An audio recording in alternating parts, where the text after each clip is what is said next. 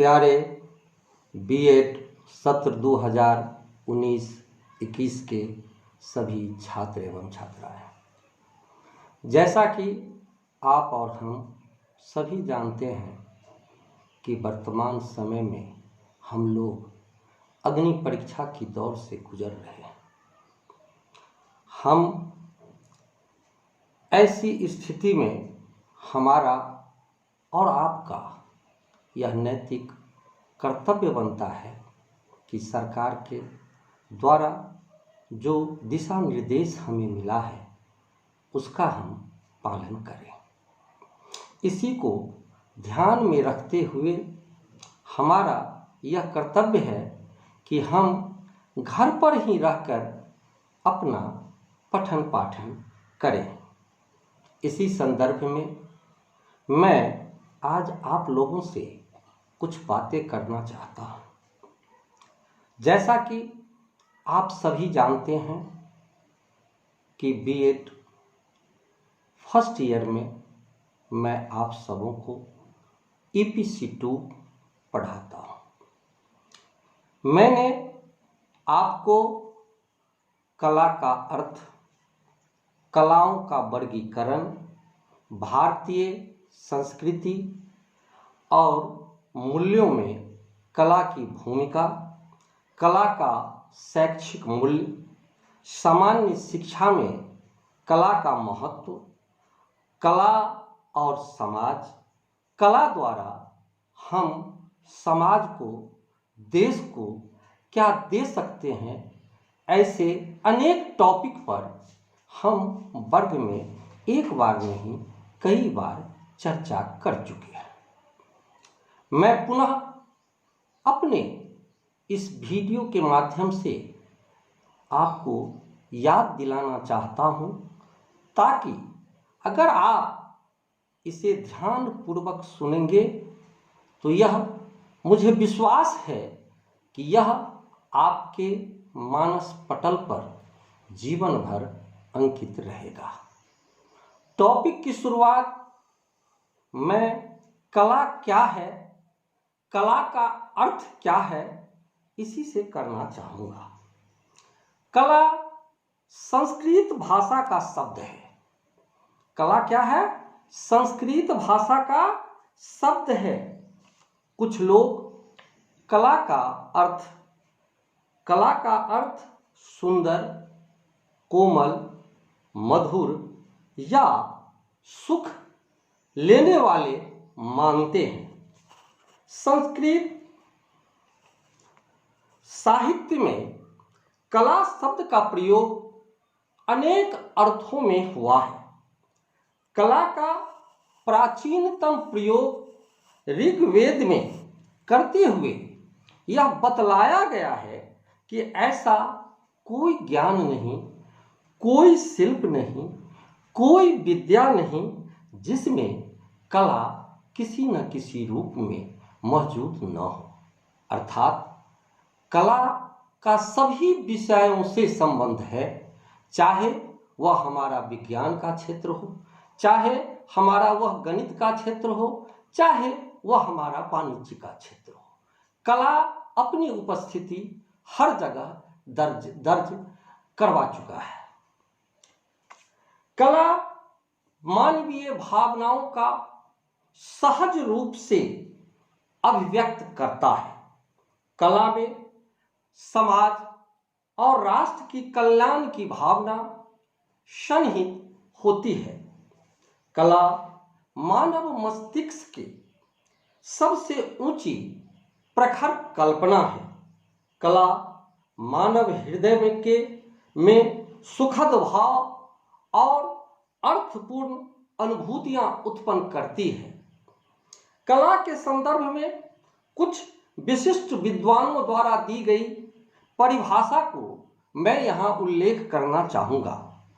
कवि रविंद्रनाथ टैगोर ने कहा था कि जो सत्य है, जो सुंदर है, वही कला है। कवि मैथिली शरण गुप्त ने कहा कि कला अभिव्यक्ति की कुशल शक्ति है।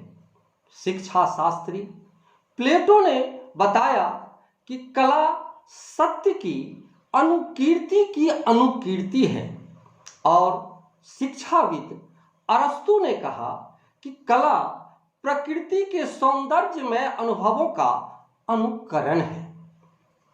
मेरे प्यारे बच्चों, आर्ट शब्द लैटिन के आर्ट्स शब्द से बना है। इस शब्द का प्राचीन अर्थ साधारण शिल्प क्राफ्ट है, जो जैसे स्वर्णकारी, सर्जरी इत्यादि। बहुत दिनों तक शिल्प तथा कला को प्रायः एक ही माना जाता रहा है, लेकिन 18वीं शताब्दी में जब सौंदर्य शास्त्र के विचारक शिल्प और उसके दर्शन पर विचार करने लगे तो शिल्प तथा कला का विभाजन उपयोगी एवं ललित कला के रूप में हुआ। 19वीं शताब्दी में कला शब्द में छिपा हुआ सौंदर्य बोध इतना प्रबल और मुखर हो उठा कि उसमें ललित फाइन को हटा देने पर भी वह अपना अपेक्षित अर्थ देने लगा। इसके विपरीत पाश्चात्य विचारकों ने अति संकुचित दायरे में एक निश्चित सिद्धांत के अनुसार कला विभाजन की चेष्टा की, जो इंद्रियों के ग्रहण गुण पर आधारित है, जैसे स्वाद की कला जिह्वा द्वारा, सूंघने की कला नाक द्वारा, स्पर्श की कला त्वचा द्वारा, देखने की कला आंख द्वारा, सुनने की कला कान द्वारा इत्यादि। उपयोगिता और सौंदर्य के आधार पर कुछ विद्वानों ने इन्हें उपयोगी कला और ललित कला के रूप में बांटा है। उपयोगी कला का संबंध सौंदर्य बोध, सांस्कृतिक विकास और आध्यात्मिक चेतना से है। कला का क्षेत्र बड़ा व्यापक है। मनुष्य जब गुफाओं में रहता था तब से लेकर आज तक कला के विविध रूप हमारे सामने आए। इन रूपों पर देश काल की परिस्थितियों का प्रभाव पड़ा। जिस काल में मनुष्य को जो भी मिला उसने उसे ही सृजन कर लिया और अपना काम आगे बढ़ाना शुरू किया, जैसे तारपत्र, छाल, कपड़ा, गुफाएं, दीवारें, चट्टानें इत्यादि। अगर हम प्राचीन साहित्य की बात करेंगे तो हमें आध्यात्मिक दृष्टिकोण मिलता है। आचार्य हजारी प्रसाद द्विवेदी ने कहा कि प्राचीन भारतीय साहित्य में कला को महामाया का चिन्मय विलास कहा गया है। विष्णु पुराण में कला को धर्म, अर्थ, काम और मोक्षदायिनी माना गया है। इसी दृष्टिकोण से प्रभावित होकर सम्राट अकबर ने कला को खुदा तक पहुंचने का एकमात्र साधन माना था। पूर्व काल से लेकर आधुनिक काल तक इन कलाओं का विकास विविध रूपों में हुआ है। यहाँ की पारंपरिक मान्यताएं, जीवन दर्शन, अध्यात्म से लगाव, बड़ों का सम्मान, अनुजों के प्रति आशीर्वाद, अध्ययन विद्या, गुरु की चरण सेवा द्वारा आशीर्वाद लेना, सत्यम शिवम सुंदरम की भावना यहाँ की मिट्टी में कण कण में विद्यमान है। कलाएं यहाँ की प्राण है, विशेषकर लोक कलाएं, जिनके लिए कहा जाता है कि भारत की हर नारी एक कुशल नृत्यज्ञा है, भारत की हर नारी एक चित्रकार है, भारत की हर नारी एक गायिका है। आप भारत के किसी भी गांव में चले जाएं, वहां पर आपको भारतीय नारी, भारतीय नारी की लोक कला दीवार पर बनी हुई आपका मन मोह लेगी। किसी भी मंदिर में आप चले जाएं या किसी घर के मंगल कार्य में आप चले जाएं तो वहां घूंघट की ओट से कुशल नृत्य देखने को मिल जाएगा या ढोलक की थाप पर एक स्वर में गाए हुए गीत कश्मीर से लेकर कन्याकुमारी तक आपको सुनाई देगा। कितना महान है हमारा देश। अब यह माना जा सकता है कि कला मनुष्य के हृदय में पलने वाली एक अनुभूति या अभिव्यक्ति है जो मनुष्य को सत्यम, शिवम और सुंदरम से दर्शन कराती है। मेरे प्यारे छात्र छात्राओं, यह धरती एक रंगमंच है।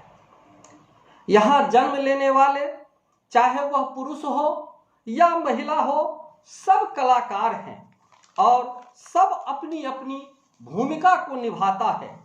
कला के बिना जीवन अधूरा है, कला नहीं तो कुछ भी नहीं।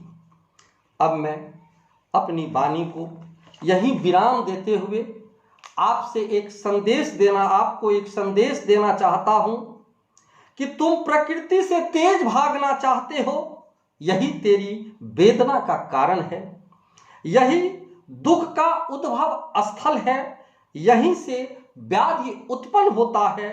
यदि दुख से मुक्ति चाहते हो तो प्रकृति से प्रेम करो, उसे गले लगाओ, वही तेरा सच्चा जीवन साथी है, वही तेरी माता है, वही तेरा पिता है। धन्यवाद।